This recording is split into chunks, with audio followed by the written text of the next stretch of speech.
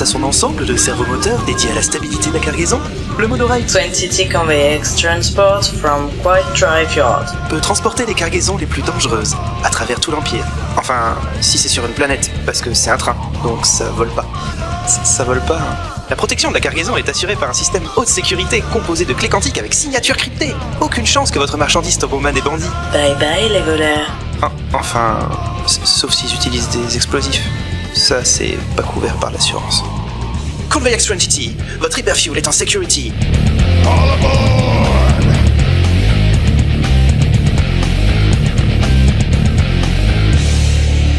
La cargaison est assurée contre le vol, sauf en cas d'utilisation d'explosifs, de tir de blaster, de destruction des rails ou de réquisition impériale. Toute explosion liée à une surchauffe de la cargaison ne sera pas prise en charge ou remboursée. Je viens juste d'être avisé que l'empereur a enfin dissous le conseil permanent. Les derniers vestiges de l'ancienne république sont balayés à tout jamais. Mais c'est impossible! Comment est-ce que l'empereur pourra gouverner sans les fonctionnaires?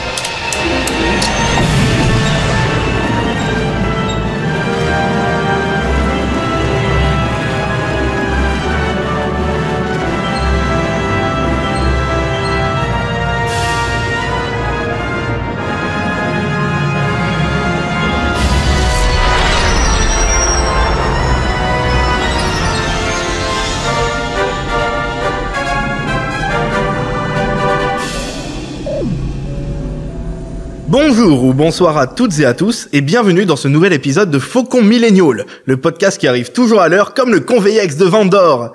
Enfin, sauf quand le monorail fait exploser, quoi. Je suis Grushkov et comme d'habitude, je serai accompagné de mes chers camarades Tuki. Salut! Ximnut. Hello!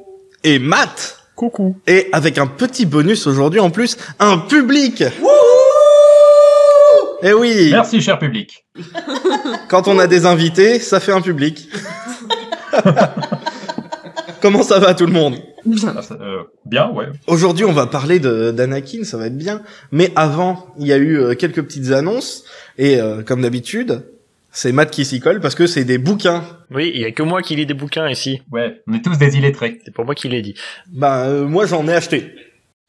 Du coup, effectivement, ouais, il y a eu le 31 janvier annoncé sur le site officiel donc de Star Wars, habituellement, 3 nouveaux livres, rien que ça, qui tournent plus ou moins tous autour de Galaxy's Edge, donc les parcs d'attractions dont on a déjà parlé plusieurs fois dans le podcast.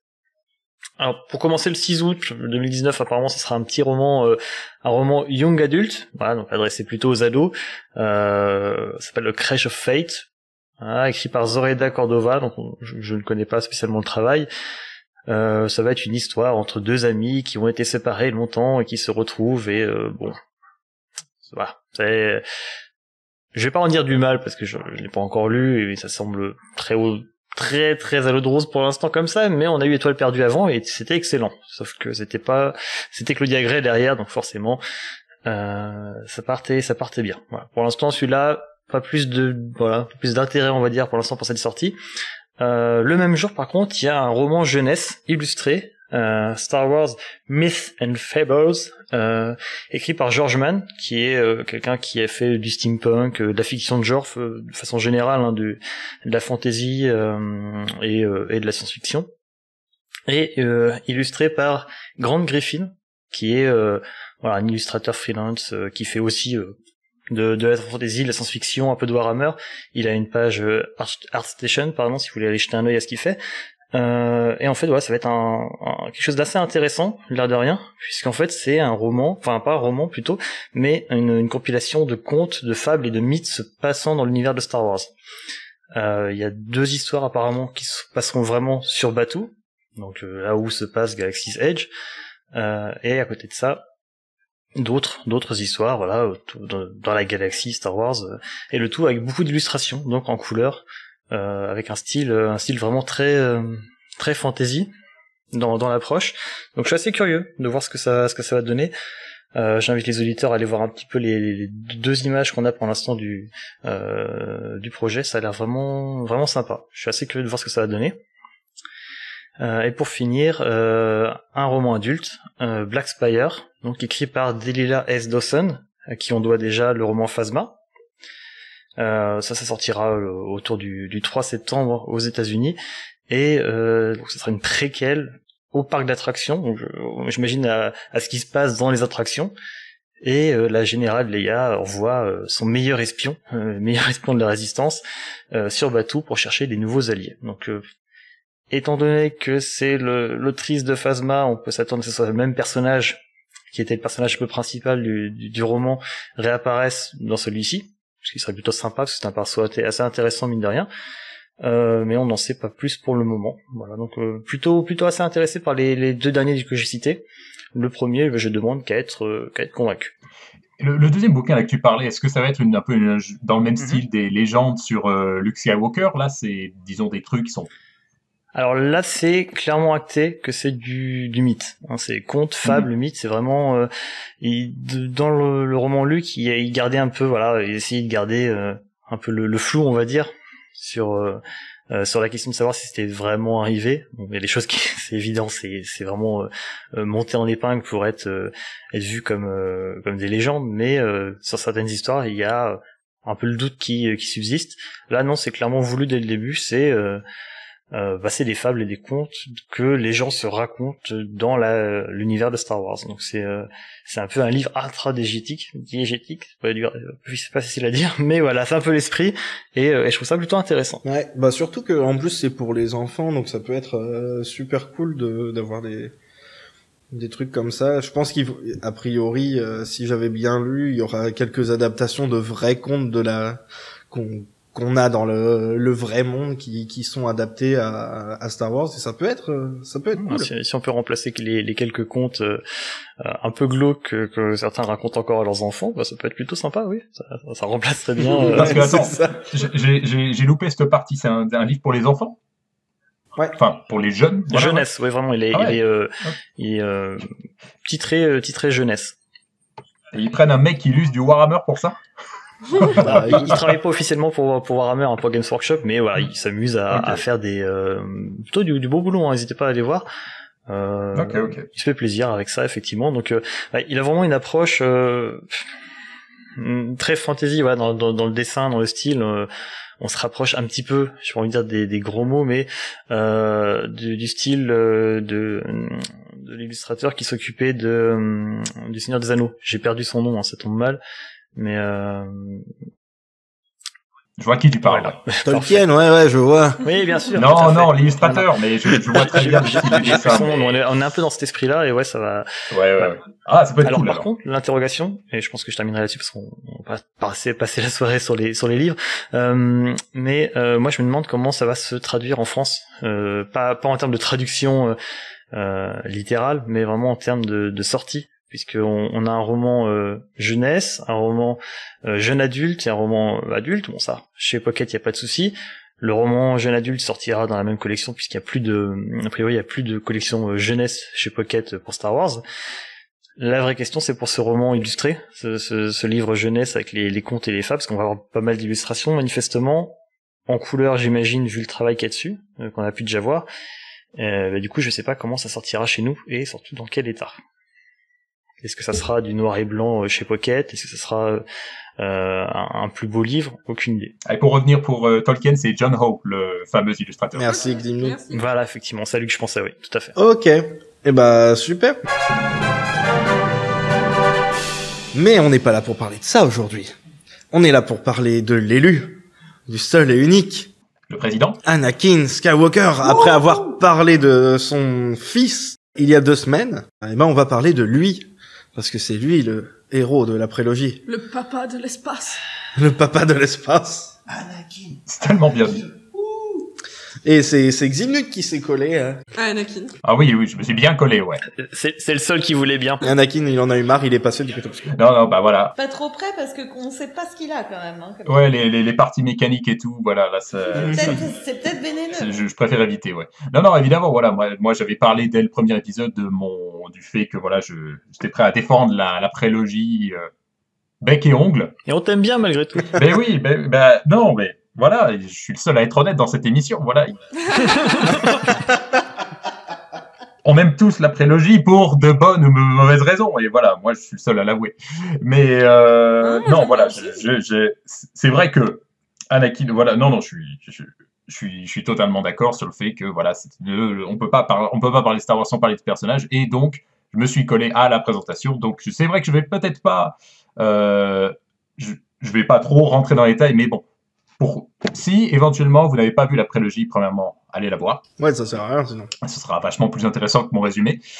Donc, on parle d'Anakin dans cette émission. Voilà, on va parler d'Anakin Skywalker. Donc, Anakin Skywalker, né sur Tatooine, par un procédé qui... Est-ce que c'est... Alors, donc, on apprend dans l'épisode 1 qu'il a apparemment été créé par la volonté de la Force. Après, pour les détails et tout, c'est vrai que je ne sais pas si c'est un truc qui est vraiment exploré dans les comics ou dans les romans ou quoi que ce soit. Je sais pas, je pose la question à ceux qui en lisent. Bah, les comics, on en a déjà parlé. Non, mais non. Ouais. Ouais. On a commencé avec ça, le podcast. Après, dans l'univers Legends avant, il y avait un bouquin sur Darth Plagueis, le sage, et dedans, il se disait explicitement que c'était lui et Sidious qui étaient à l'origine de la naissance d'Anakin, mais apparemment avant ça allait. Là, on fait vite fait une référence au truc et tout le monde pète un câble, hein, tu sais. Bon, les mentalités ont un peu changé. Clairement, les gens ont perdu tout leur chill. À ce moment-là. Mais voilà, donc... Bah, il fait chaud sur Tatooine, c'est pas de leur faute. Donc Tatooine, justement, je reviens là-dessus. Donc, ouais, né sur Tatooine, qui va donc rencontrer les personnages de l'épisode 1, donc notamment va être repéré par Qui-Gon Jinn, le maître Jedi, au moment où le vaisseau Naboo justement va devoir faire escale sur la planète pour réparer leur vaisseau. Il va suivre son intuition, il va avoir il va avoir cette impression qu'il y a quelque chose de spécial avec ce gamin. Il va donc faire ce que tout le monde ferait pour essayer de libérer un jeune esclave, c'est-à-dire parier sa vie dans une course mortelle de modules hyper rapides. Parce que ferait tout un chacun. Voilà, on réagirait tous comme ça dans cette situation. Parce qu'il se trouve qu'il n'y a pas de bureau de change sur Tatooine et il a que des crédits républicains, donc il ne peut pas changer ses crédits républicains en monnaie locale, donc il va préférer parier sa vie dans une course de modules.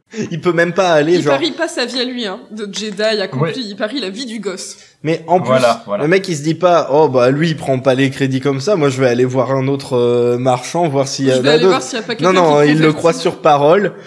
Ou aller voir quelqu'un qui peut convertir l'argent, tu sais, genre je sais pas. Bah oui, il peut pas chercher un Cal Forex de l'espace, voilà, pour convertir ses... Non, ça marche pas comme ça quand on est Jedi, on suit son instinct. Et donc son instinct lui dit de faire ça, et donc comme c'est quand même pas la moitié d'un maître Jedi, son instinct était, voilà, il avait bien raison, Anakin remporte la course et de ce fait est libéré. En fait, il va donc suivre l'équipe. Pardon ? Je disais, ça se trouve, Qui-Gon, il est juste accro au jeu et c'était un prétexte. Bizarrement, ça n'a fait pas trop explorer de sa personnalité, mais il faut voir avec le nouveau canon. Donc voilà, une fois la course remportée, il va suivre l'équipe qui va donc rejoindre la ville de Coruscant, où après les péripéties de l'épisode 1, je ne vais pas trop rentrer dans les détails, Anakin va être accepté dans l'ordre Jedi en tant que Padawan, et surtout en tant que Padawan de Obi-Wan Kenobi, l'ancien Padawan de Qui-Gon, qui deviendra maître Jedi à l'issue de la fin de la menace fantôme. Il devient maître Jedi ou juste chevalier Jedi Chevalier. À la fin de la menace fantôme. À la fin de la menace fantôme, il est Padawan. Ah, Obi-Wan, pardon. Obi-Wan, ouais. Excuse-moi. Il est maître. Non, parce que ça me fout un doute, parce que on fait tout un bit sur le fait que Anakin devrait pas avoir de Padawan parce qu'il est pas maître, mais j'avais un doute. Est-ce que Obi-Wan devient maître ? Obi-Wan devient chevalier à la fin de l'épisode 1. Ouais. Non, mais en fait. Donc ouais.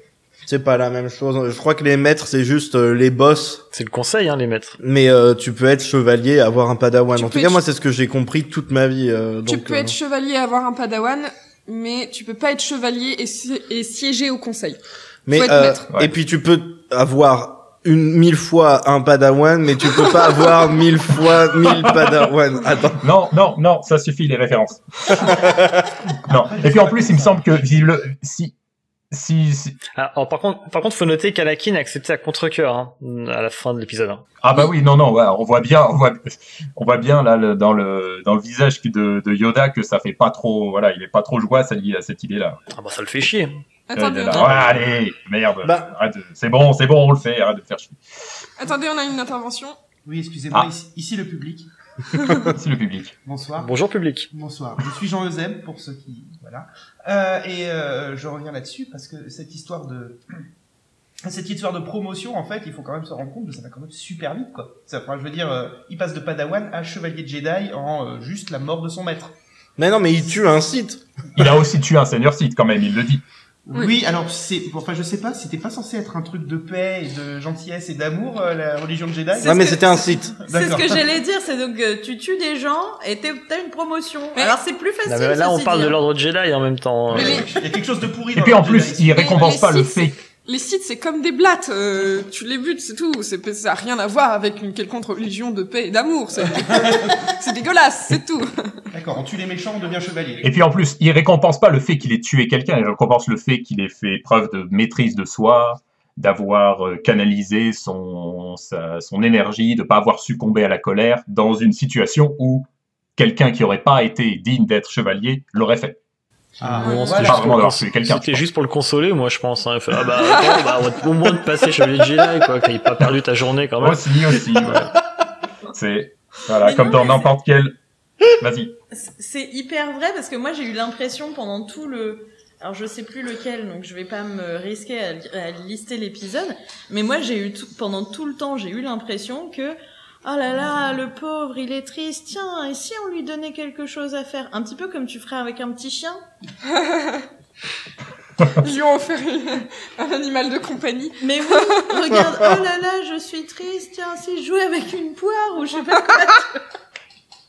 Bah moi, à mon avis, ça vient aussi de la contradiction entre le fait d'avoir un ordre religieux avec une philosophie et faire un film à propos de ça, où il faut bien qu'il se passe des trucs. Oui. Donc, il y a une contradiction entre le fait d'avoir un ordre religieux qui promeut, voilà, la stabilité, la paix intérieure et tout, et en même temps, on a un film, ça va être un peu chiant si on regarde que des mecs philosopher toute la journée.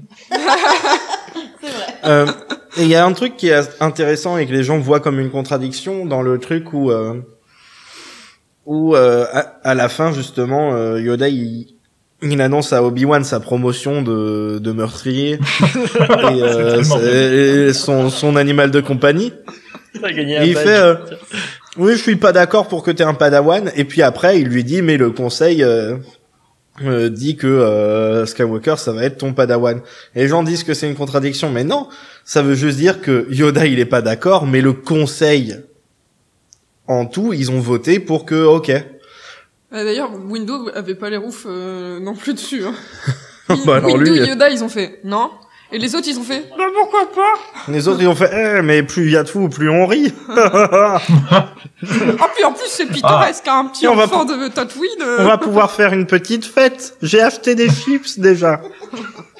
De là, ils voient les limites de la démocratie. Mais après, c'est vrai que voilà, c'est un truc à noter que, dans le fait que le conseil était pas chaud dans l'idée de prendre Anakin en tant que apprenti, que Padawan, du fait qu'il était déjà un peu âgé, il avait déjà été, la vie avait déjà eu un impact sur lui par rapport aux autres Padawan qui le prennent vraiment à un âge très jeune. Ils avaient peur que le fait, voilà, d'avoir vécu dans un univers vachement rude, d'avoir été esclave, ça lui ait déjà donné cette rancœur, cette haine, voilà, toutes ces émotions qui ne sont pas bienvenues dans l'ordre Jedi. Mais malgré tout, pour des raisons bonnes ou mauvaises qu'on vient d'évoquer, il décide de le prendre en tant que Padawan et de le former à l'art des Jedi. Donc, après ça, il y a toute l'étape justement où Anakin va progressivement apprendre l'art des Jedi. Il va rapidement réaliser qu'il est plus fort que les autres. Et quelque chose que tu voulais dire, je sais pas qui, du côté Matt. de Grushkov, tu qui? Matt voulait parler. Ah, oui, non, mais c'est passé maintenant. C'était pas important. Bah ouais, d'accord. En fait. Matt ne C'est pas bien voulait grave. parler. C'est pas bien grave. J'y reviendrai peut-être. Après ça, justement, il va se rendre compte justement qu'il est plus rapide, qu'il a pas, il va finalement le fait qu'on lui ait dit qu'il est l'élu, ça va un petit peu lui monter à la tête. Il va se dire, il va trouver ça injuste qu'il soit ralenti par les autres qui sont moins doués que lui. Donc c'est plutôt une thématique qui va être constante dans le personnage d'Anakin. Surtout à partir du moment où il va vraiment rejoindre Obi-Wan pour des missions sur le terrain, ou vraiment être confronté à la réalité, il va être toujours être pris entre deux feux, entre d'un côté cette volonté de prouver qu'il est l'élu, de prouver que c'est vraiment que la prophétie ne s'est pas trompée, qu'il veut vraiment faire ses preuves, et Obi-Wan qui de l'autre côté va toujours lui rappeler hey, calme-toi, t'es encore en train d'apprendre, tu fais des erreurs, tu es pas parfait, et c'est justement ces deux choses qui vont le tirailler d'un côté et de l'autre, et qui va peu à peu un peu forger sa personnalité. Vous avez un truc à dire par rapport à ça éventuellement? Bah, ça l'empêche pas d'être relou, quoi. Bah, ça le rend relou, voilà, mais... Il y a peut-être aussi le côté que il a quitté sa mère pour devenir ça, et du coup, il veut réussir et devenir ce qu'on a dit qu'il deviendrait pour aussi rendre sa mère fière, peut-être. C'est pas impossible. Enfin, ça se voit notamment, ouais, dans l'épisode... ça se voit notamment dans l'épisode 2. Il y a aussi beaucoup d'arrogance dans le personnage, et puis en même temps, on prend un gamin de 11-12 ans, je sais plus trop, et Cash, on lui dit t'es l'élu. Tu vas nous sauver tous, t'es l'élu, t'inquiète, t'es balèze. Du coup, ouais. Le gamin, il prend la confiance. Hein. Ouais, il prend grave la confiance, et il se dit, bah alors, je suis l'élu, de toute façon, je peux tout faire, quoi. En plus, il gagne sa course, donc pas ça de prouve souci. qu'il a raison. En plus, voilà, on le monte vachement en épingle pendant un bon bout de temps, et du coup, effectivement, dans l'épisode 2, le mec est persuadé qu'il peut tout faire, et qu'il a grave pris la confiance, et il écoute plus trop son maître, notamment. Oui, non, tout à fait. C'est un truc qui est vachement illustré dans les films, et c'est notamment une des facettes qui est explorée dans les films, dans les bouquins, j'imagine, et aussi dans les séries télévisées, qui va plus ou moins... C'est ce contraste quelque part entre la pression qu'on met sur ses épaules et peut-être le manque, le fait qu'il réalise qu'il est peut-être pas à la hauteur, qui va plus ou moins le mener vers le côté obscur. Ouais, vas-y, Tuki ou Grushkov ou quelqu'un d'autre. Encore une fois, le public. Du coup, si on est sur la notion de... Parce qu'on avait beaucoup parlé des rapports à la force, on se rend compte que ici, il n'a pas du tout ce rapport comme d'autres Jedi, de rapport mystique à la force, contrairement à beaucoup d'autres qui ont une espèce de foi. Lui, il a vraiment une vision utilitaire de la force, et je trouve que ça se ressent bien en fait dans ce comportement-là où on lui dit t'es l'élu, donc bon bah voilà, ça va venir naturellement, et donc lui il se sert de la force, mais il n'est pas en relation directe avec la force. Et je trouve que ça aussi, ça dessine un peu le personnage qui se sert de la force, mais qui ne la comprend pas vraiment, quoi. Non, ouais, ça c'est tout à fait ça, oui. Non, mais les Jedi, ils sont complètement à côté de la plaque, hein, dans la prélogie. Hein. Puis son niveau de testostérone est super haut, enfin, de midi-chlorien. Regardez, il a un niveau de zizi tellement puissant. Encore plus haut que Maître Yoda. Mais pourtant, il a un sacré niveau de zizi. C'est vrai qu'on a un peu cette impression qu'il parle d'un truc sans vraiment savoir de quoi il parle, sans vraiment comprendre la signification du truc, et surtout l'impact que ça peut avoir sur les gens si on l'explique mal. C'est juste, voilà, ça doit être comme ça, on suit la règle, mais on ne comprend pas bien les conséquences que la règle implique. C'est ça, il est plus utilisé par la force, paradoxalement, qu'il ne la comprend, en fait. Non, ouais, tout à fait, ouais. Oh. Alors après, Attends. il y a notamment... Alors, je vais plutôt... Avant d'évoquer un épisode, j'allais passer sur l'épisode sur la période de la guerre des clones. Donc, il y a notamment un épisode qui est particulièrement intéressant. Donc, la guerre des clones, c'est notamment tout ce qui utilise... Donc, tu parles bien de Clone Wars, hein. Ça semble logique, c'est tout ce qui est illustré dans la série Clone Wars. Pardon, Matt? Non, je précisais que tu parlais bien de la série Clone Wars. Ah oui, tout à fait, ouais. Entre l'épisode 2 et l'épisode 3, pour resituer un petit peu. Exactement, voilà. Donc là, c'est à ce moment où Anakin est au stade de chevalier Jedi, pas encore de maître. On lui a confié une padawan en la personne de Ahsoka Tano, qui est une jeune Togruta. Donc les Togruta, vite fait, là, si vous n'avez pas vu la série, c'est les créatures qui ont cette espèce de couronne avec 2 tentacules sur le côté de la tête qui sont blancs et bleus. Je sais pas si ça peut être d'autres couleurs. J'en ai pas vu d'autres couleurs. Le visage peut être je crois pas différent, non plus. souvent c'est rouge orangé, mais Oui, il y en a certains qui ont un visage blanc, je crois. Ok. Bah ouais, c'est vrai que moi, pour l'instant, en dehors de... J'ai vu Shakti et Et comment elle s'appelle? Et Ahsoka, comme personnage, j'ai pas vu d'autres personnages de Togruta. Elle s'appelait comment, celle qui meurt dans les films? C'est Shakti? Ouais. Ok. Je crois, hein. Qui a été coupé au montage. Ouais, effectivement, ouais.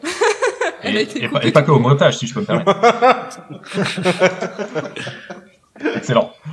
Donc donc il y a tout cet épisode de la guerre des clones où justement Anakin se trouve un peu dans cette position, je dirais le cul entre deux spatio-chaises, où d'un côté il est encore le Padawan, il est encore disons chapeauté par Obi-Wan qui va encore lui dire hey, calme-toi, voilà, c'est pas la peine de t'enflammer et tout, mais en même temps il est censé former une Padawan en la personne d'Ahsoka Tano. Et ça va toujours être un peu en conflit avec ce statut d'élu. Et ça va notamment... alors là, je rentre un peu dans les détails, mais c'est vraiment un épisode que je trouve particulièrement intéressant dans la série. C'est l'épisode, ça va atteindre son niveau maximal dans l'épisode qui va se passer sur Mortis. Alors c'est un arc. Pardon. C'est un arc Mortis, je crois qu'il y a 2 ou 3 épisodes. Ouais, il y a 2 épisodes. Ouais. Tout à fait, voilà. L'épisode 16 et 17 de la saison 3. Qui est un épisode que je trouve... Alors, c'est vrai que la série Clone Wars, personnellement, c'est vrai que je trouve que c'est vraiment...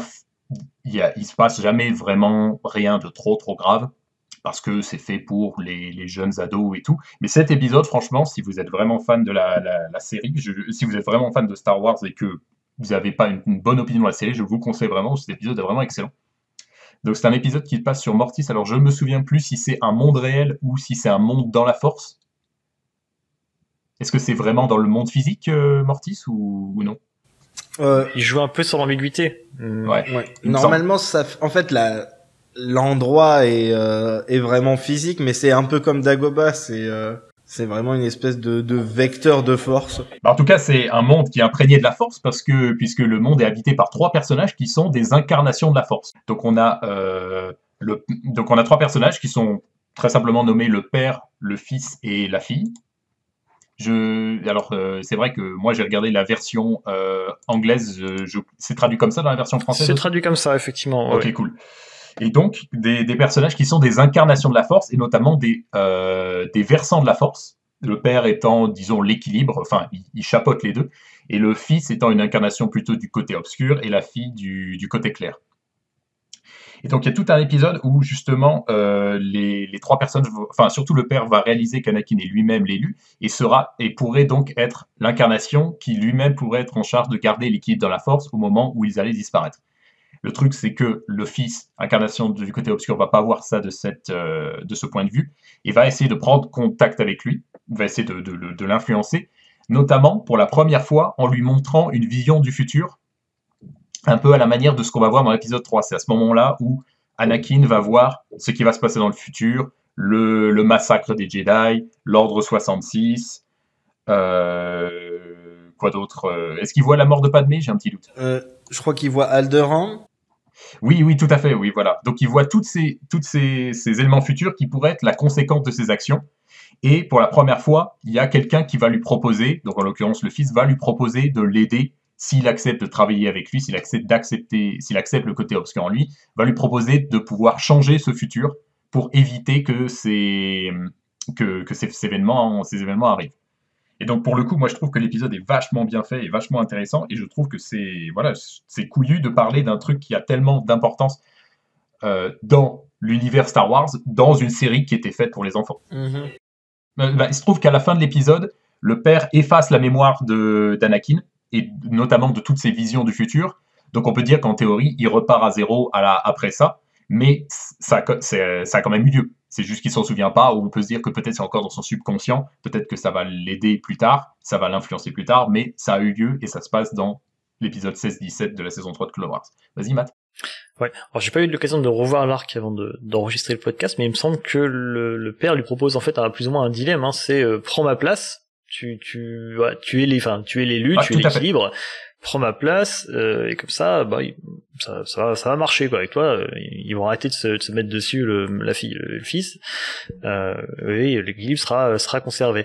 Et, si je me trompe pas, il refuse pour poursuivre un peu la guerre des clones, pour rester avec Ahsoka, parce qu'il a vu les visions que le fils lui a montrées, il s'est dit que ses proches, encore une fois, les gens auxquels il tient, allait souffrir s'il acceptait de devenir l'équilibre et de rester sur Mortis. Donc il y a vraiment ce côté-là qui revient encore une fois, le côté attachement aux personnes qui lui sont chères. Non, ouais, c'est tout à fait ça, ouais. Et surtout le fils joue sur l'ambiguïté de il lui dit pas clairement est-ce que en faisant ça tu vas pouvoir est-ce qu'en faisant cette action tu vas pouvoir éviter que ça arrive, mais surtout c'est vraiment à ce moment-là qu'il accepte le côté obscur pour la première fois. Ouais. Comme une éventualité. Dans l'épisode, il est vraiment dedans. Hein. C'est juste parce qu'il efface la mémoire à la fin que ça revient. Ah, possible, oui. Je l'ai pas revu récemment. Il est à fond dans le je vais devoir faire ces mauvaises choses pour pouvoir empêcher ces mauvaises choses d'arriver. Il est vraiment à fond dans son truc. Et d'ailleurs, on en parlait récemment avec Tuki de notre côté. C'est vrai que il y a un truc avec Anakin qui est un peu mal géré et qui aurait été bien. En fait, ça aurait été bien que il soit juste une espèce de personnage en JDR, il serait lawful mais neutre. Du coup, à partir du moment où c'est un peu ce qui se passe dans le film, et je trouve que c'est pas assez montré à part vraiment dans l'épisode 3 où le personnage en fait, son but c'est quand même de sauver le monde, enfin la galaxie. Et mais pour lui, c'est le chef qui a raison, et du coup, c'est grâce au chef, en suivant tout ce que dit le chef, que ça va se faire. Alors que là, clairement, devant lui, même si les Jedi ils ont tort sur toute la ligne, l'autre c'est clairement un méchant. Oui, moi, alors là-dessus, il y a un truc que j'ai trouvé en faisant mes recherches. Alors j'ai pas réussi à trouver vraiment de vision de Hayden Christensen, donc l'acteur qui joue Anakin Skywalker adulte, ou de George Lucas sur le personnage d'Anakin. J'ai pas réussi à trouver un truc. Ça existe sûrement, mais c'est vrai que j'ai pas trouvé. Par contre, quand j'avais vu le film, l'épisode 3, il y avait ces interviews dans Lucas Magazine, je sais plus. Il y avait un bouquin Lucas Art Magazine. Je sais plus. J'ai oublié le nom, ça a disparu. Lucasfilm Magazine, c'est bien possible. Et donc, ouais, il y avait une interview notamment de... comment elle s'appelle l'actrice qui joue Padmé. Nathalie Portman, tout à fait. Et qui avait l'expression vraiment... qui était vraiment parfaite pour Anakin, c'était l'enfer pavé de bonnes intentions.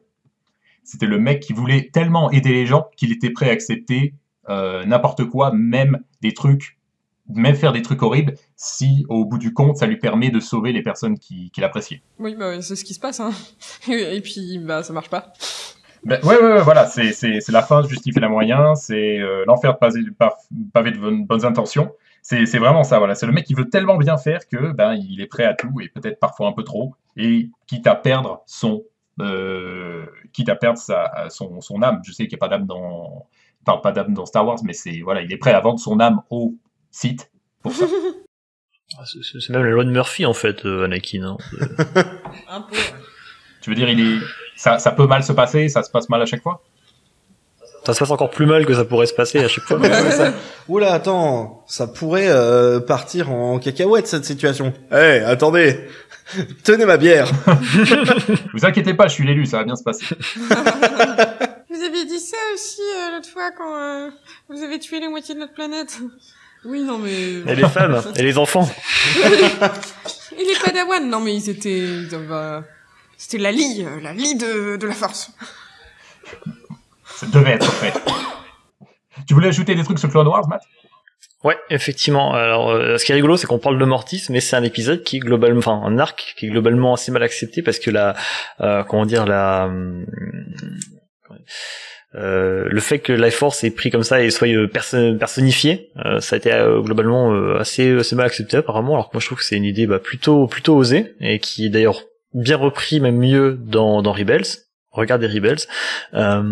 Et sinon, ce qui est intéressant, c'est que Clone Wars, l'air de rien, effectivement, ils peuvent pas aller trop loin. Ils peuvent pas aller trop loin avec Clone Wars parce qu'il faut que ça fasse raccord avec l'épisode 3.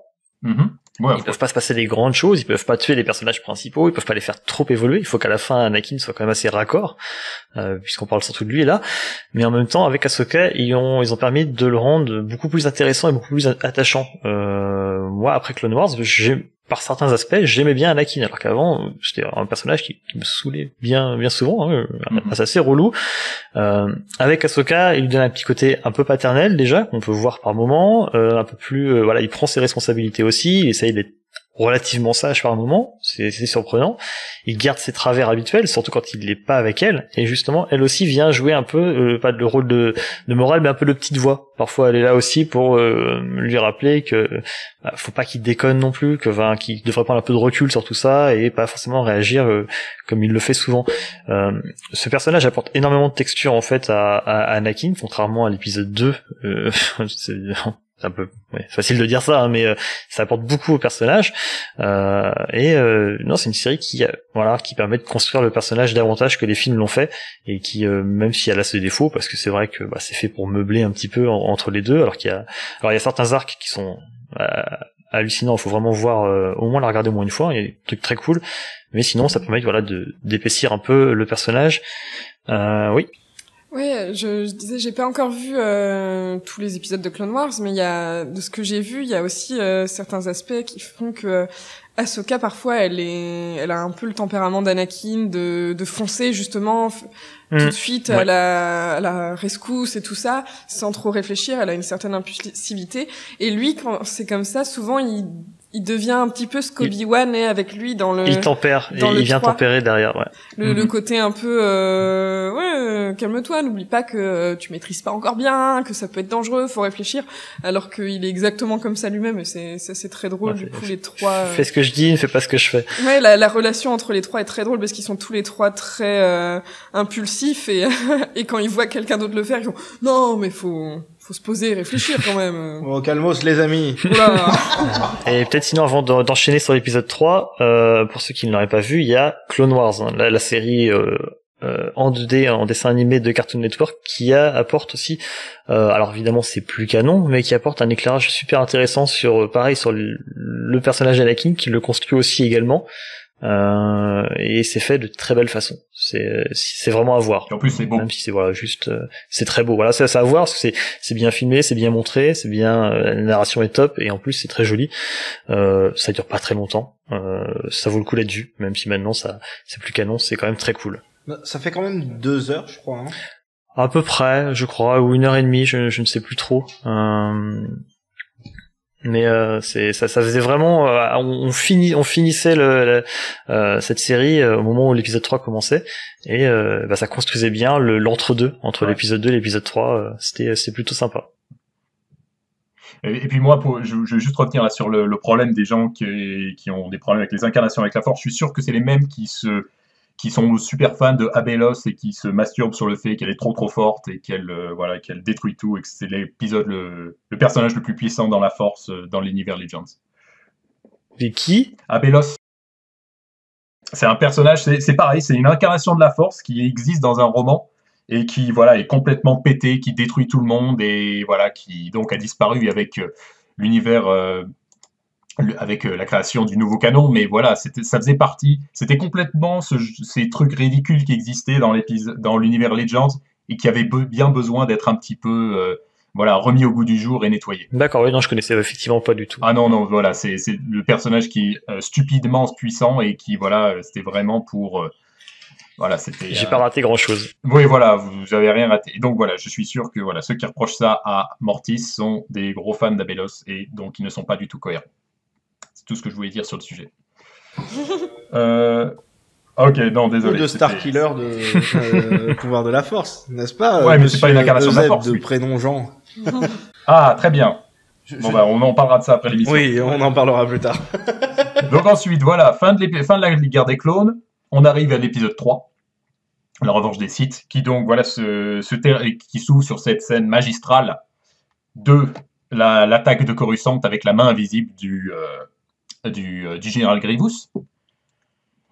Donc nos deux Jedi, donc Anakin et Obi-Wan, vont secourir le chancelier Palpatine capturé par le général Grievous et le comte Dooku. Et là, on a, c'est là, disons, la deuxième grande chute, le début de la deuxième grande chute d'Anakin avec vers le côté obscur, au moment où Anakin, sur l'injonction du chancelier Palpatine, Dark Sidious, tue le comte Dooku plutôt que de le ramener devant la justice pour pouvoir le juger. Oui. Ce qui est très drôle parce que justement, plus tard, Monsieur Windu il fait la même chose, lui dira la même chose. Mais il y a une grosse différence entre les deux situations, c'est que comme tu disais déjà, il est très très loyal, donc si le chef du gouvernement lui dit non, il faut que tu le fasses, bon bah il a plus de raisons pour lui de le faire que le gars qui lui a toujours dit oh mais on veut pas que tu sois là, t'es trop dangereux. Et puis il lui fait t'es trop dangereux, et puis à la fin il lui fait bon bah tu tues quelqu'un ou bien. Donc forcément, il est moins... Ouais, mais d'un autre côté, là, le comte Dooku est désarmé, a perdu sa main, et il est à sa merci, alors que le mec, avec la Sonic Windu, le mec envoie quand même encore des gros éclairs. Donc... Oui, mais pas à ce moment-là. Enfin, tu sais, il fait le « je suis tout moche, et du coup, ça veut dire que je suis tout faible. » Non, ouais, on peut voir ça comme ça. Ouais. Et puis, il y avait tout le côté... c'était lui la solution pour que Padmé ne meure pas selon les visions. Effectivement. Donc, effectivement, ce côté-là aussi. Je viens admettre que c'est une grosse différence. Ouais. Pour moi, simplement, l'assassinat de Windu, enfin l'exécution de Windu, je raconte n'importe quoi, de Dooku, ça va même plus loin que ça. Hein. C'est simplement qu'il montre où va son allégeance dès le début du film, en fait. Hein, clairement, tu sais à ce moment-là qu'il n'écoutera pas. Comment dire, Obi-Wan ou même les autres Jedi. Hein. C'est clairement, il est déjà captif de Palpatine. Oui, d'ailleurs, Palpatine qui est pas du tout subtil durant tout le film, en le caressant dans le sens du poil. Ah, tu sais, Anakin, moi je vois que tu es un garçon doué et tout. Hein. C'est pas comme ces enfoirés de Jedi.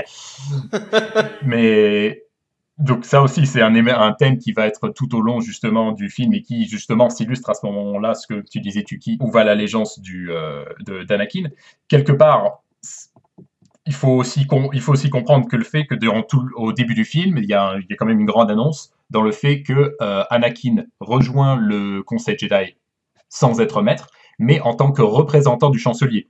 Donc, quand on est un ordre qui est censé être indépendant, qui sert la République mais censé être indépendant, on peut aussi le prendre mal, et donc c'est ce qui va exacerber les tensions tout au long du film. Ah oui, il y a plein de trucs. Enfin, les Jedi, ils se comportent vachement pas bien. Ils écoutent même pas leurs propres règles et tout. Donc forcément, lui, il devient méfiant.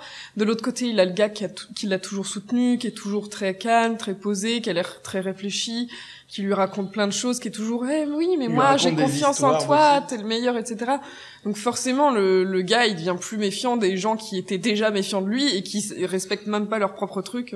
Et comme il est loyal, si les autres brisent les règles, c'est... C'est d'ailleurs ce qui est très bien amené, alors pas dans les films, avant l'épisode 3, dans Clone Wars, justement, parce qu'on voit, alors je veux pas spoiler, je vous préviens, si vous voulez regarder Clone Wars et découvrir, bouchez-vous les oreilles, genre 30 secondes, on le voit avec, le procès d'Ahsoka, qui finit par quitter l'ordre Jedi parce que on l'a accusé de traîtrise, tout ça. Anakin est témoin de tout ça. Ça l'emmerde qu'elle quitte l'ordre, il était attaché à elle, il vit un peu comme une trahison aussi de son côté, et en même temps, il est témoin de ce que l'ordre Jedi fait à ce moment-là, des contradictions de l'ordre Jedi, également dans l'épisode 3. Donc justement, comme tu disais, tout ça fait que lui, il voit un ordre qui ne fait pas ce qu'il prêche, et en même temps, Palpatine le met dans une situation de social traître où il est à la fois Jedi, représentant du chancelier au conseil. Il faut on lui demande d'écouter d'un côté comme on lui demande d'écouter de l'autre. Enfin, il fait un peu la bitaupe. Il est dans une situation où ça peut pas bien se terminer dans tous les cas. Je suis pas d'accord sur le fait que ce soit pas bien amené dans le film. C'est très dense, c'est vrai. Il y a plein de trucs qui se passent dans le film. Mais quelque part, c'est des trucs qui ont existé dans la vie réelle. Ça s'est vu par le passé. Ça m'a pas forcément choqué. Je trouve qu'il manque un déclic dans l'épisode 2 peut-être pour amorcer ça pour amorcer ce qui suit dans l'épisode 3. Parce qu'on passe d'un Anakin dans l'épisode 2 insupportable sur plein de points, on y reviendra un jour j'imagine, mais où à ce moment-là pour lui le conseil des Jedi c'est ok. Il n'y a aucun souci avec les Jedi, il est bien dans sa peau de ce côté-là, il a des gros problèmes à régler avec sa maman et son psy, mais c'est autre chose. Mais du point de vue Jedi République, tout ça, ça roule. C'est vraiment, voilà, les ennuis commencent, si on a vu que les films, ils commencent dans l'épisode 3. Et pas forcément comprendre ce qui se passe, tiens, pourquoi il est aussi défiant, pourquoi il est aussi méfiant en regard du conseil. C'est pas aussi évident, je trouve. De mon point de vue, le déclic, il se fait au niveau de l'idéologie dans le 2. C'est-à-dire qu'il commence à avoir une idéologie vachement radicale où justement son intervention dans le désert après la mort de sa mère, il décide de faire du tout ou rien, quoi. Et d'arriver à des solutions les femmes radicales. Et même les enfants. Voilà, les femmes et les enfants. Et les enfants d'abord. Les femmes et les enfants d'abord. Tu parlais du même, Matt? Oui, il me fait beaucoup rire. C'était juste pour vérifier. Donc voilà, pour moi c'est là qu'il a vraiment ce déclic là. Et en fait déjà il a déjà mis de côté l'idéologie de Jedi et il a compris que c'était de son point de vue que c'était la politique qui allait tout sauver. C'est pour ça que son allégeance elle va là. Et à la fin il a plus confiance que là. Et je pense que c'est comme ça qu'on peut faire le lien au niveau de la prélogie entre ce gamin insupportable qui devient encore plus insupportable quand il déteste déjà le sable, mais en plus il déteste les hommes des sables. Et du coup qui se met à tuer femmes et enfants. C'est vrai que là je pense qu'il a complètement abandonné l'idéologie de Jedi et il est complètement prêt et mûr pour avoir ce déclic vis-à-vis de sa loyauté envers Palpatine. Oui, non, complètement. Là, c'est vrai. Merci Jean-Joseph. Là, j'avais complètement skippé ce passage. J'avais complètement oublié ce passage. C'est vrai que c'est méga important. Ça va très vite, le 2 et le 3, et on n'a pas le temps de voir plus Anakin en profondeur. C'est pour ça que Clone Wars lui donne une profondeur qu'il n'a pas assez dans la prélogie. Et en fait, on aurait pu skipper son enfance et que ce soit évoqué ou qu'on le sache sans être obligé de faire un film entier dessus. Et du coup, faire les 3 films sur sa relation avec Obi-Wan, sa relation avec Padmé, sa mère aussi, et tous ces trucs-là, et vraiment se concentrer sur sa transformation en tant qu'adulte et son basculement. Et pas... je pense que le 1 était pas nécessaire. C'était pas nécessaire de le faire sur lui petit et comment il arrive là, quoi. Il y a Amy qui veut dire quelque chose. Alors, personnellement, c'est un personnage qui m'insupporte. Mais ça, c'est, voilà. Bon, chacun ses persos et tout ça. Mais moi, c'est un personnage que je trouve fade. Véritablement très très fade. Il a pas de substance tout le long jusqu'à ce que ça devient le grand méchant et il a un masque, etc. Mais ça reste quand même ce que vous disiez sur la loyauté, etc. C'est un personnage qui incarne la loyauté du début à la fin, quelle que soit son allégeance en fait.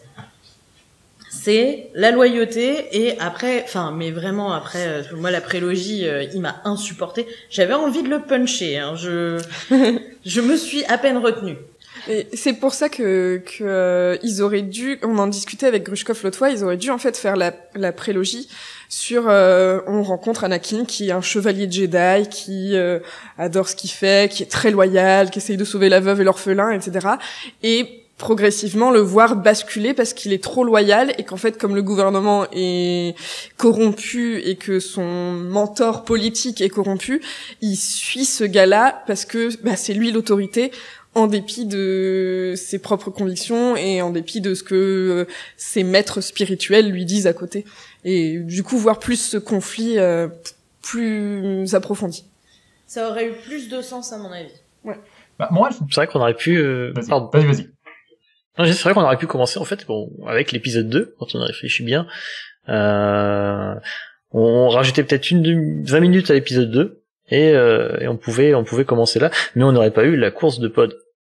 Oui, c'est vrai. oui, 20 minutes de trop, mais on l'aurait pas eu. Ils auraient pu en faire une de lui adulte, ils auraient pu mettre qu'il avait un loisir. Mais ils l'ont fait dans l'épisode 2 encore, avec la poursuite. Oui. Non, mais juste pour revenir vite fait sur la fadeur d'Anakin, c'est là ce que tu cites, c'est on appelle ça l'écriture de George Lucas.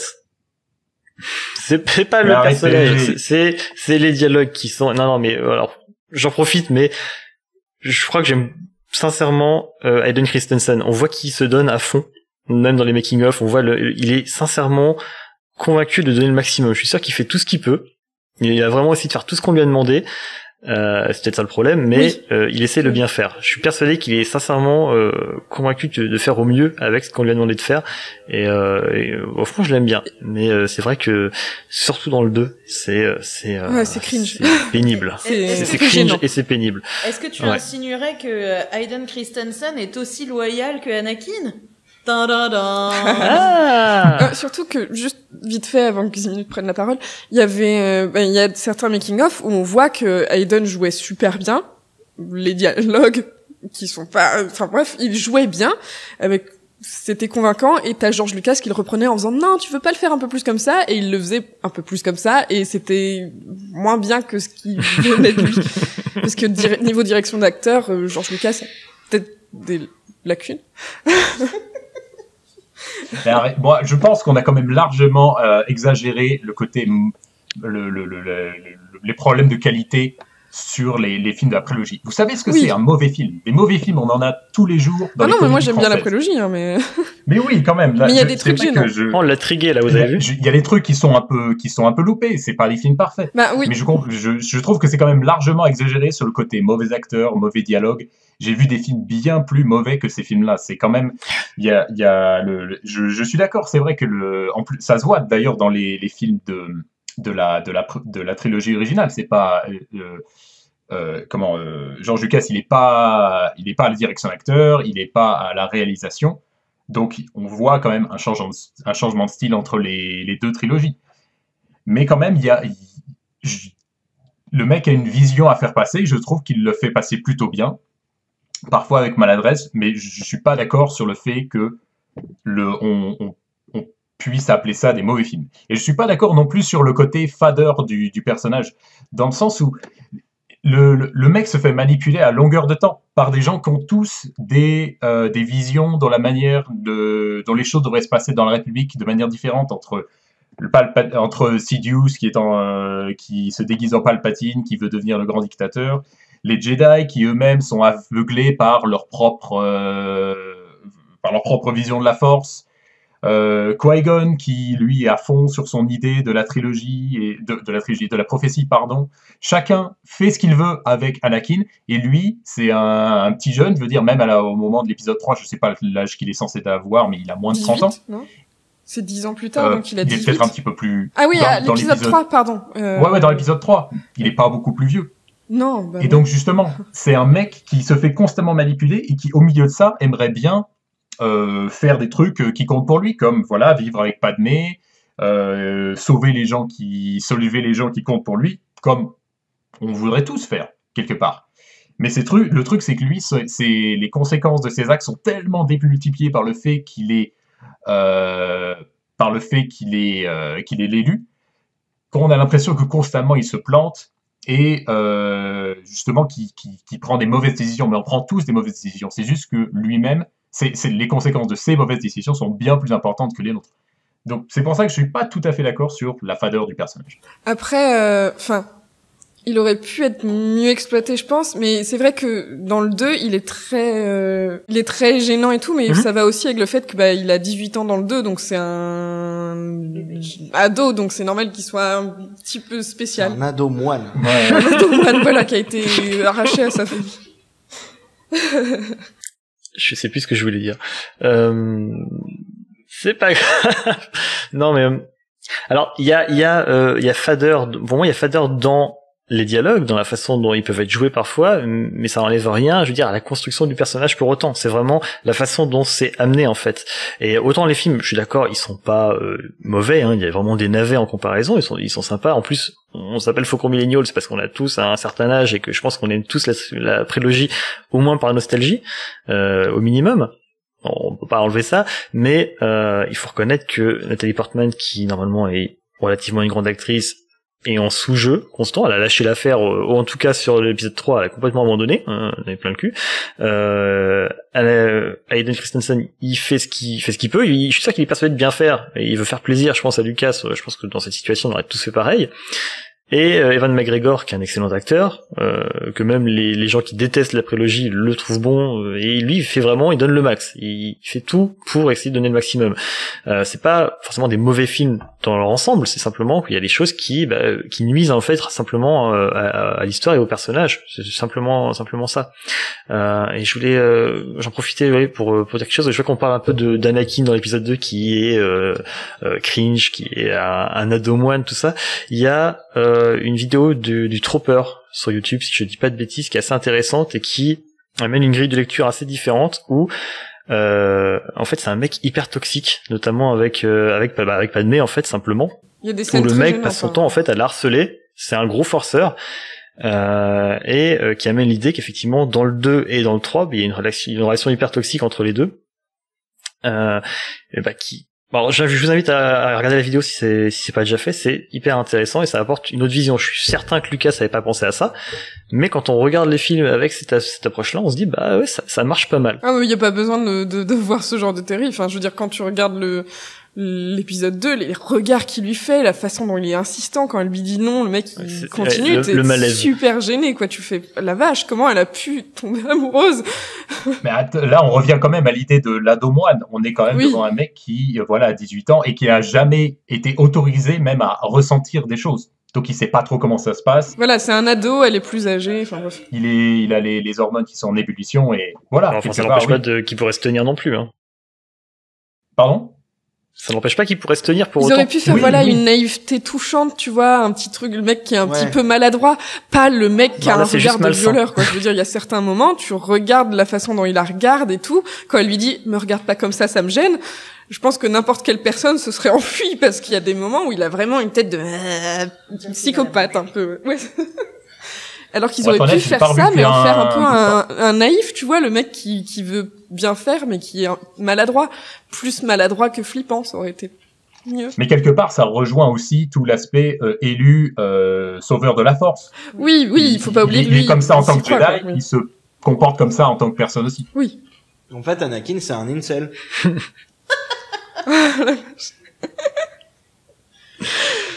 C'est quand même insulté Anakin, quand même. Il a quand même des bons côtés. Il est surtout un but de son pouvoir, en fait. Depuis tout petit, on lui dit qu'il est élu, il sait qu'il a des capacités, des pouvoirs, et il est persuadé que personne ne peut lui résister aussi bien en duel ou sur le champ de bataille qu'affectivement. Mm-hmm. Oui. Ouais, et puis surtout, il prend très mal l'échec. Voilà, justement. Ou le refus. Ou le refus, exactement. Ça se voit dans les films, ça se voit aussi dans la série Clone Wars et sûrement dans les autres médias. C'est un cis-mec. Ouais. Mais du coup... voilà. Mais ça en plus, ça pose un problème à moi aussi, c'est que... je l'aime bien, mais au final, est-ce qu'il avait le droit, du coup, d'avoir sa rédemption à la fin, alors que... il a pas vraiment fait d'effort pour être quelqu'un de meilleur. Il a même carrément attendu que son gosse se fasse électrocuter pendant 1 ou 2 minutes avant de se dire peut-être que c'est pas très bien. Des fois j'y pense et je me dis moi j'aime bien mais oui.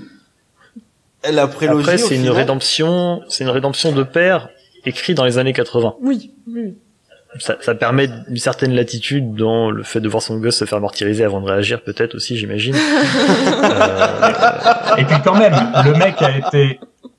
le mec aussi, il y a quand même une certaine accoutumance au mal. Le mec a été habitué pendant toute sa vie à faire des trucs affreux. Il est depuis l'Empire, voilà, il a la quarantaine, donc ça fait 20 ans qu'il est dans l'Empire.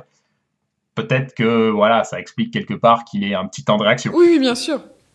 Et il y a aussi tout le truc de l'allégeance, tout ce qu'on a dit par rapport à la trilogie. Exactement. Le mec, son allégeance va à l'empereur. En fait, quand il se retrouve à la fin du 6, il se retrouve face au gros combat de sa vie qui est...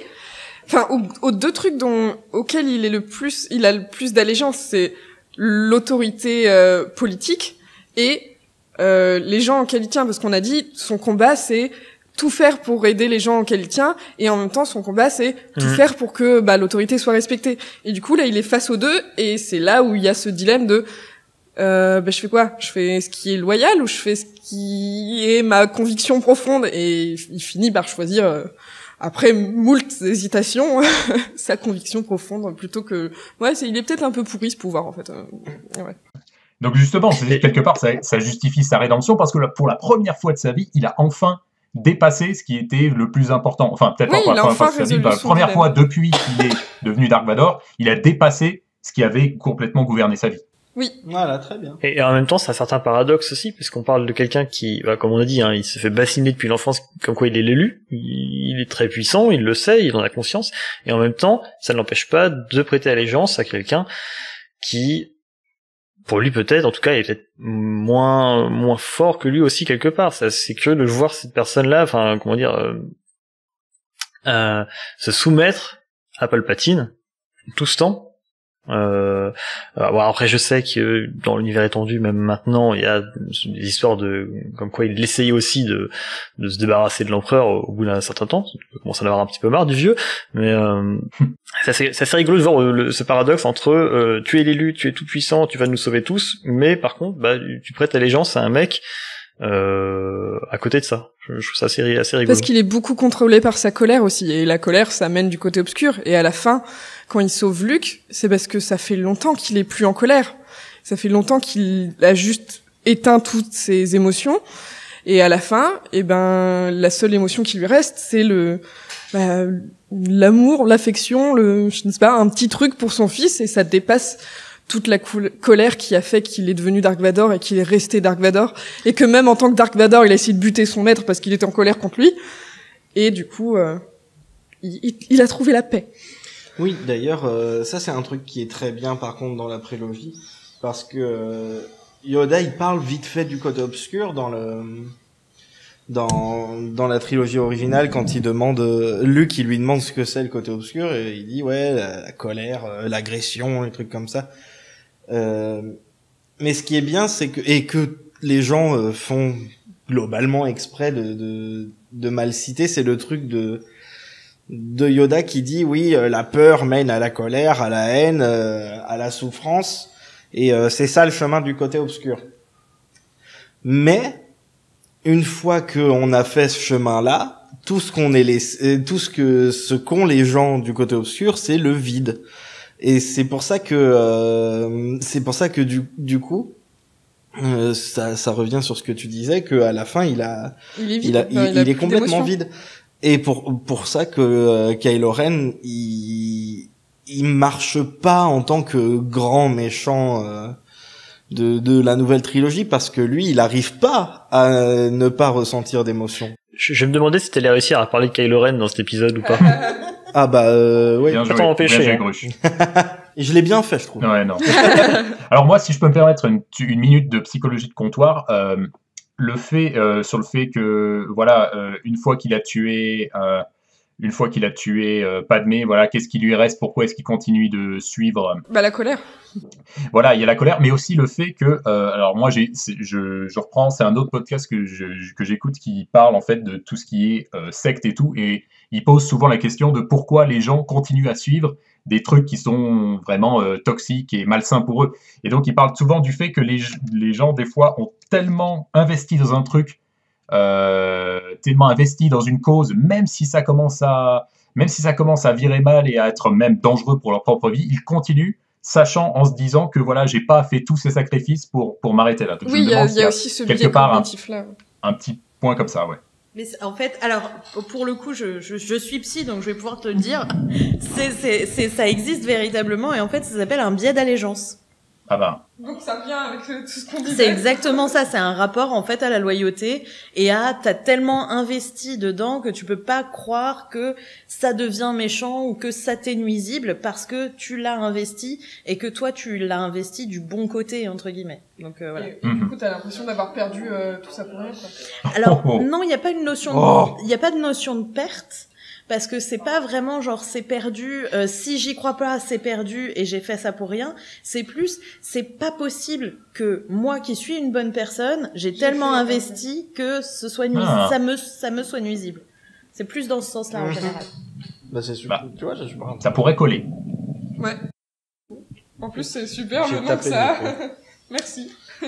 Alors, juste, je m'aperçois c'est vrai qu'on a parlé de l'épisode 3 et ensuite on a sauté directement à Dark Vador, mais c'est vrai qu'on n'a pas vraiment parlé d'un truc qui est central dans l'épisode 3, c'était tout ce qui va se passer une fois que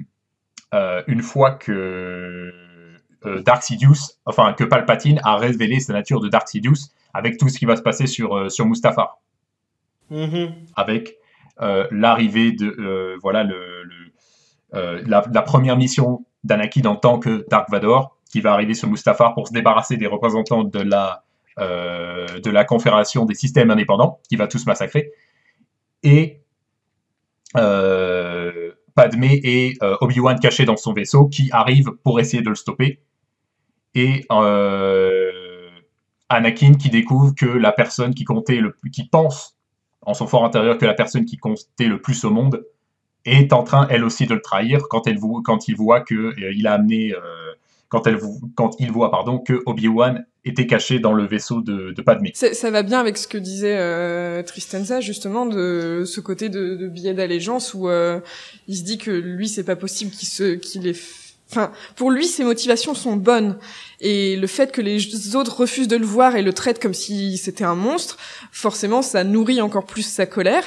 Et c'est pour ça que la fin de l'épisode 3, il est juste tout le temps en colère et il se laisse juste porter par ça. C'est pour ça qu'il l'étrangle de rage, qu'il se bat contre l'autre et qu'il perd, parce que du coup, il est pas concentré, il a juste envie de taper. Ça me rappelle quelqu'un d'autre. Et aussi qu'il avait pas le high ground. En plus, voilà. Je dois le préciser. Ça rime avec... Et du coup, ça va avec tout ce qu'on disait c'est là où toutes ses convictions, lui fait, tout le monde s'oppose à lui, il fait, non, vous comprenez pas, je fais ça pour vous, et du coup, il est pas content. Il essaye pas de dire à Obi-Wan qu'il fait ça pour lui, hein. Non, mais c'est vrai que quelque part, parce qu'Obi-Wan, à ce moment-là, il pense qu'Obi-Wan a jamais cru en lui, et justement, Obi-Wan, il représente tout ce qui fait qu'Anakin se dit, pourquoi vous faites ça?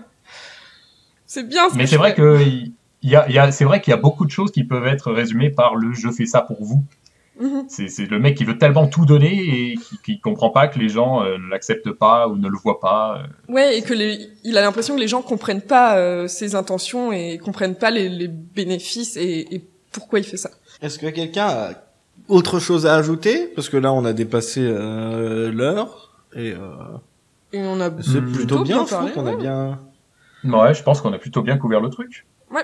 Alors, on s'est limité à Anakin Skywalker et très rapidement sur Dark Vador parce que c'est quand même des thématiques un peu différentes. Oui, parce qu'il n'y a pas grand chose à dire sur Dark Vador qu'on n'a pas déjà dit. Et surtout, voilà, c'est... Si, moi j'ai un truc que je voulais demander tout à l'heure. Par rapport à la toute fin de la saga originale, donc à la fin de l'épisode 6, qu'est-ce que vous en pensez du fait que ce soit Hayden Christensen qui montre sa petite bouille lors de la célébration? Moi, ça me semble complètement logique. Ça, parce que au moment où il décide de trahir l'empereur, d'aider son fils, c'est le retour d'Anakin, et Anakin, le visage d'Anakin, c'est Hayden Christensen. C'est dommage pour l'acteur du film des années 80. Mais pour moi, la décision est logique. Les deux marchaient. Moi, je trouve que vu ce que Lucas lui a infligé, il méritait bien ça. Ah oui. Vu ce que Lucas lui a fait faire, il lui devait au moins ça. Non, mais ça me dérange pas plus que non, ça. Oui, mais moi, je suis d'accord avec Ximnut aussi. Je trouve ça logique. Mais comme on voit souvent les gens qui râlent, parce que c'était pas comme avant et c'était toujours mieux avant. Ah, mais là, tu parles des quarantenaires. Non, pas ceux qui aiment avant l'édition spéciale avec les explosions non numériques. C'était une bonne émission. Je remercie Ximnut pour son énorme travail. J'étais loin d'être tout seul. Pour son énorme taux de midi-chlorien. Pour son taux de midi-chlorien, son taux de zizi très élevé. On en parlera en hors sujet. Ça. Désolé, je savais pas comment réagir à ce que t'as dit. Bon, Matt et Tuki aussi, et nos invités, hein, qui savaient pas trop s'ils auraient des choses à dire, et finalement, hein, vous voyez. Finalement, c'était très pertinent. Donc, c'est bien. Est-ce que quelqu'un a des recommandations à faire? Soyez chill. Non, mais pas comme ça. des trucs Star Wars. Ne tombez pas du côté du cul. Non. Des recos, j'en ai plein, hein, si c'est que ça. Hein. Un livre. Bon, c'est bon, au revoir. Ok, d'accord. Bon. On n'aime pas les livres. Eh ben. Non, mais on va recommander Clone Wars, simplement. The Clone Wars. Ah bah ouais. Voilà. Ça Si vous voulez plus d'Anakin et plus d'Anakin nuancé, allez voir Clone Wars. Et aussi. J'ai cru que t'allais dire plus d'Anakin nu. J'ai eu ah très bah peur. oui. Ouais, moi aussi. Si vous voulez J'ai dû plus rater des saisons. nu, allez sur www.xxx. Young Jedi. Jedi Master. On a au Canada, on a toutes les saisons sur Netflix. En France, on peut faire comment pour le voir? En France, c'est assez compliqué. C'est assez compliqué pour les voir. Il y a que les 2 premières saisons, c'est ça, sur Netflix? Il me semble, effectivement. Je pense que ça va... Pardon? Si je dis pas de bêtises, on est allé au supermarché l'autre fois et il y avait l'intégrale de Clone Wars en DVD ou en Blu-ray, je ne sais plus. DVD probablement. DVD. Que des DVD. En France, d'ailleurs, même Rebels n'est pas en Blu-ray. C'est assez infâme. Je pense que pour l'avoir facilement en ligne, il faudra certainement attendre Disney+. Encore que sachant que une bonne partie des droits sont pas encore à Disney, je ne sais pas. C'est pas évident à voir en France, mais ça vaut le détour. Alors la première saison, une saison et demie, faut s'accrocher, je le cache pas. Il y a quand même des bons épisodes. La série se cherche. Il y a beaucoup d'épisodes filler, il y a beaucoup d'épisodes dispensables, hein, clairement. On va même pas parler des épisodes avec Jar Jar Binks. Mais ils sont bien. Mais il y a des pépites. C'est une série qui n'est pas une histoire linéaire. C'est des arcs, en fait, principalement. C'est des petits arcs de 2-3 épisodes, voire parfois plus. Et il y a des arcs qui valent vraiment le détour. Après, faut savoir lesquels. Peut-être qu'on fera un petit point là-dessus un de ces jours. Donc ça se trouve sur le net, effectivement. Mais c'est une série à voir dans l'ordre chronologique, puisqu'elle n'est pas sortie dans l'ordre chronologique.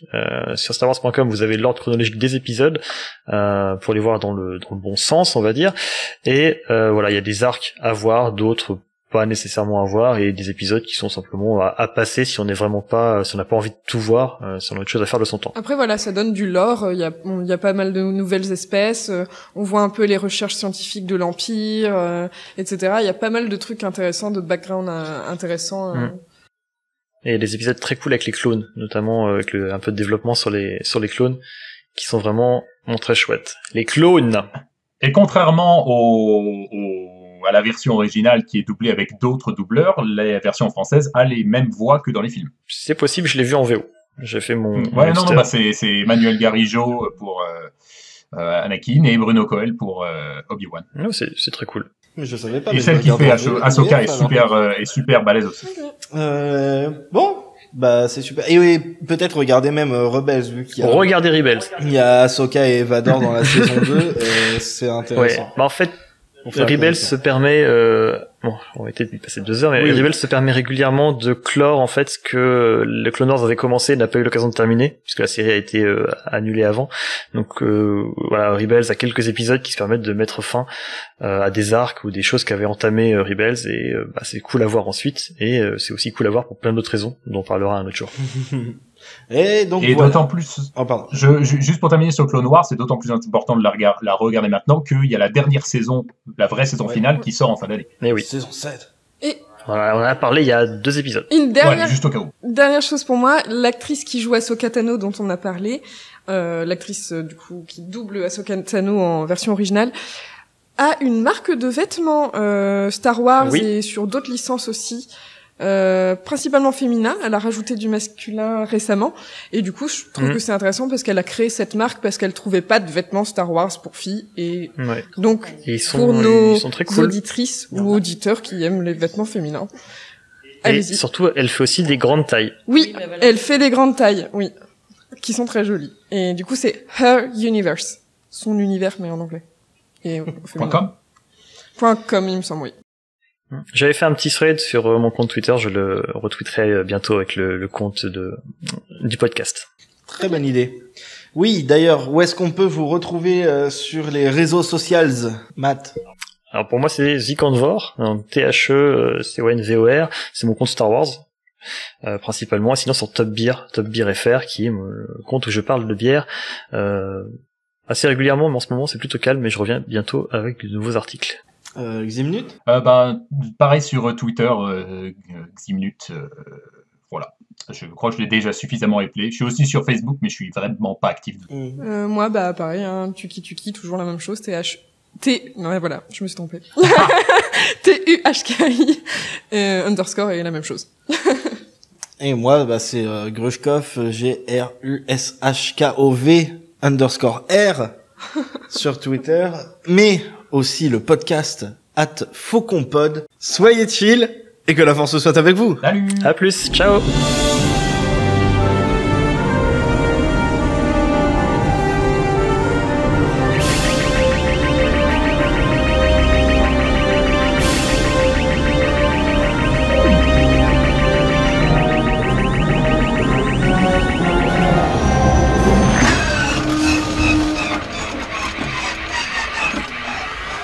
Où étiez-vous passé? Nous discutions avec des amis.